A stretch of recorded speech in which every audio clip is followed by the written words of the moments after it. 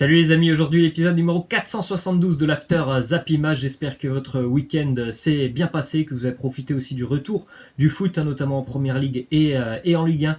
Nous on va débuter avec beaucoup d'actualités autour de la Ligue 1 bien évidemment. On démarre avec l'AS Monaco qui vient de prêter le Belge Nasser Chadli. Il retourne d'ailleurs au pays, en Belgique. Il va être prêté 1 an du côté d'Anderlecht. On rappelle aussi qu'Anderlecht est entraîné par Vincent Kompany. Nasser Chadli, on l'a que très peu vu l'année dernière avec l'AS Monaco. Vraiment des bouts de match où il a eu que très peu de temps de jeu. Ça n'a pas été vraiment un apport intéressant pour l'ASM l'année dernière. Donc il est prêté 1 an du côté de la Belgique. Ensuite, le départ officiel du directeur sportif de l'AS Monaco, Michael Emenalo. Il quitte donc le club. L'AS Monaco n'a plus de directeur sportif pour le moment. C'est assez quand même surprenant le début de saison monégasque.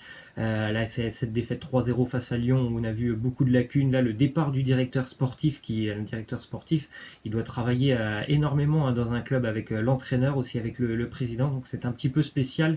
On a l'impression un peu de revivre les mêmes choses que l'année dernière du côté de Monaco. Donc j'espère qu'il y aura des signaux positifs avant la fin du mercato, notamment en termes d'arrivée de joueurs, parce que sinon il risque quand même d'avoir des problèmes. Les Monégasques cette saison, on les a vus en grande difficulté face à Lyon.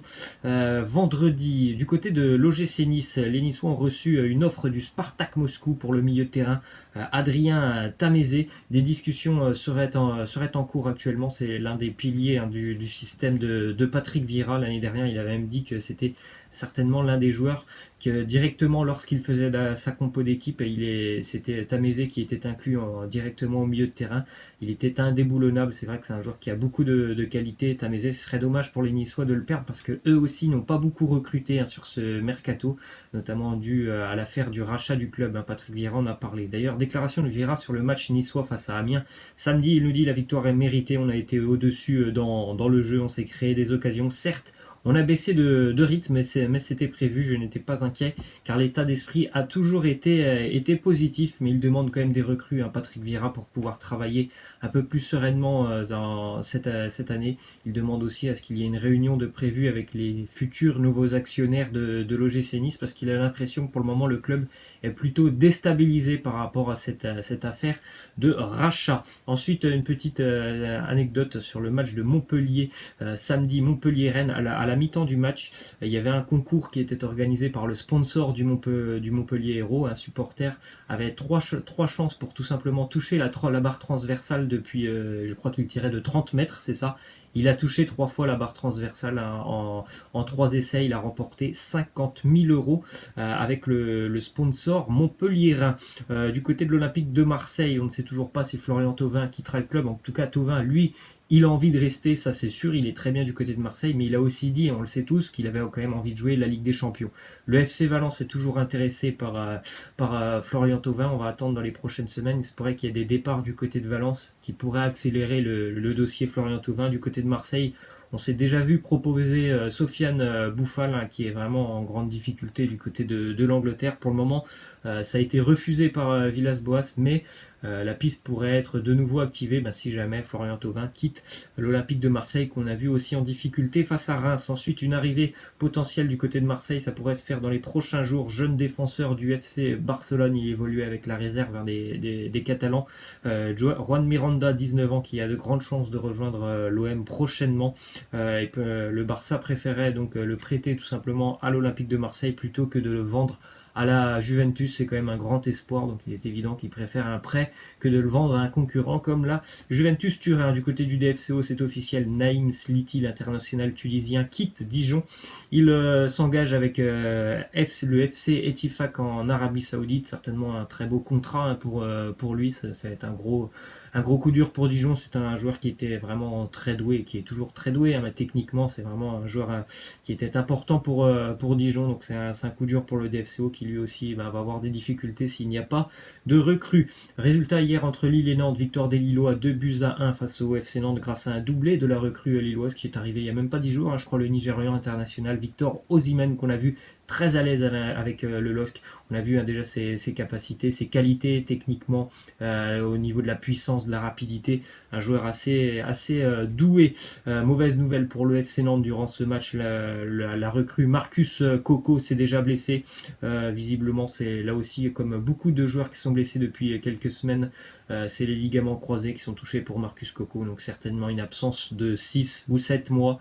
Voilà, après c'est vraiment un gros point noir, hein, pour les Nantais qui comptaient sur lui cette saison. Première journée, voilà, déjà la tuile, il est blessé pendant une très longue période. Autre résultat hier en Ligue 1, c'était en fin d'après-midi, un petit derby assez sympathique entre le Racing Club de Strasbourg et le FC Metz. Match nul un partout entre les deux équipes, but pour les Strasbourgeois de Thomasson contre un but de Habib Diallo. Pour le FC Metz, Habib Diallo qui était d'ailleurs un meilleur buteur de Ligue 2 l'année dernière avec 26 buts. Chaque équipe a eu sa mi-temps. Strasbourg a très bien joué en première période. Metz a été vraiment plutôt intéressant en seconde période et mérite même son point.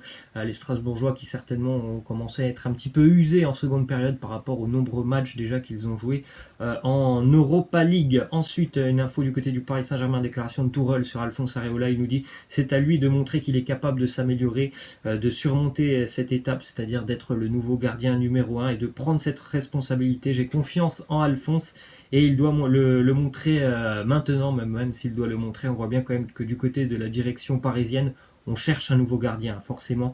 On entend les Donnarumma, on entend les Keylor Navas. D'ailleurs, Navas c'est l'option la plus sérieuse. Ensuite, du côté du Paris Saint-Germain, hier, on a vu, on va pas trop résumer le match face à Nîmes, parce que voilà, il n'y a pas eu grand-chose à dire. Les Nîmois ont été en grande difficulté.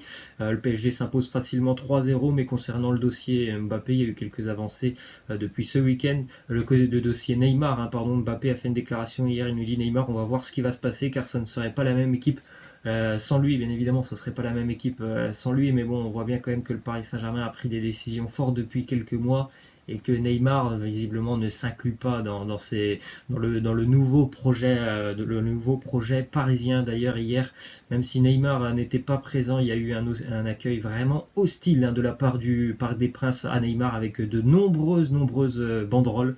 Alors bon, je vais pas toutes vous les lire parce qu'il y a souvent des insultes dans les banderoles, mais vous avez par exemple celle-là avec l'histoire notamment du viol de Neymar et de la remontada, un petit lien qu'ont réalisé les supporters parisiens. Il y a eu aussi un Neymar casse-toi, il y a eu des insultes qu'on a pu voir en vidéo sur les réseaux sociaux avec des Neymar fils de, vous m'avez compris. Il y a eu des tracts aussi qui ont été distribués à l'entrée du parcage parisien concernant Neymar, avec toujours ces mêmes slogans, voilà, qu'il s'en aille en gros. Donc il y a vraiment un divorce entre les supporters parisiens et Neymar. Ça semble quand même assez compliqué d'imaginer que Neymar puisse rejouer avec le maillot parisien, surtout que depuis ce week-end on a appris que visiblement il y avait des avancées dans le dossier Neymar. C'est Leonardo qui l'a même dit. Rien de concret pour le moment, mais ça avance, on va dire, dans le bon sens pour un départ de Neymar. Ensuite, du côté du FC Barcelone, Ernesto Valverde est revenu sur la blessure de Lionel Messi. Il nous dit qu'il est en train de récupérer et je ne sais pas s'il sera prêt pour le début de la Liga. Ça a l'air difficile, toujours un petit peu blessé au mollet. Lionel Messi est en phase de récup avec le Barça, donc on ne sait pas s'il sera présent pour la reprise de la Liga. Ça sera ce week-end d'ailleurs. Je crois que le Barça joue en match avancé vendredi, un match plutôt intéressant, un premier déplacement. C'est jamais simple d'aller jouer au Pays Basque pour affronter l'Athletic Bilbao. Ensuite, déclaration de Clément Lenglet sur Griezmann. Il nous dit c'est un joueur qui a beaucoup de qualité et donne énormément de fluidité au jeu. Je suis très heureux pour lui car il a marqué son premier but chez nous et si tout va bien, il continuera comme ça. Oui, premier but pour Griezmann face au Napoli en match amical. On l'a vu très à l'aise sur le front de l'attaque, et c'est vrai que c'est un joueur qui est assez fluide et qui est assez complet quand même. Antoine Griezmann, il est capable, voilà, de beaucoup jouer dans un collectif, en remise, en appui, de jouer dans la profondeur. C'est un bon buteur, donc c'est un joueur assez complet quand même pour le Barça. Ensuite, on a une info de Paul Pogba qui a déjà annoncé à Ole Gunnar Solskjaer qu'il ne fera pas de vague, il ne causera pas de problème à Manchester United cette saison malgré ses envies de départ qui visiblement ne seront pas satisfaites. Il ne causera pas de problème. D'ailleurs, on l'a vu très à l'aise hier, Pogba, auteur de 2 passes décisives dans l'écrasante victoire de Manchester face à Chelsea, 4-0. Ensuite, déclaration de Paulo Fonseca, coach de l'AS Roma, sur Edin Dzeko. Il nous dit: je compte sur lui, il est notre joueur jusqu'à preuve du contraire. Notre jeu est actuellement basé sur lui, je compte sur lui sans penser aux distractions du mercato. Donc voilà, ça c'est une déclaration forte. Il a envie de conserver Dzeko alors que ça fait quand même 1 mois et demi qu'il y a beaucoup de rumeurs autour de Dzeko. Maintenant, reste à savoir si les dirigeants romains vont entendre leur entraîneur. Du côté de Franck Ribéry, il est toujours sans club pour le moment.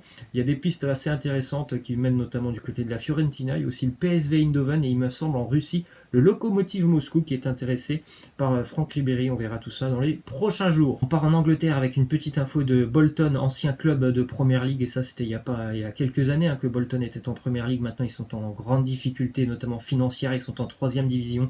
Ce week-end ils ont joué face à Coventry avec une équipe d'une moyenne d'âge de 19 ans où il y avait aucun joueur professionnel. Il y a eu quand même eu 9000 supporters qui ont acheté leur billet un jour avant, parce que pour le moment, c'est toujours pas si Bolton peut continuer de jouer, tellement il y a de problèmes financiers. Mais avec une équipe de 19 ans, ils ont quand même tenu en échec 0-0 Coventry, qui d'ailleurs, lui aussi, Coventry, c'est pour la petite anecdote, a aussi des difficultés, puisqu'ils n'ont plus de stade, l'équipe de Coventry.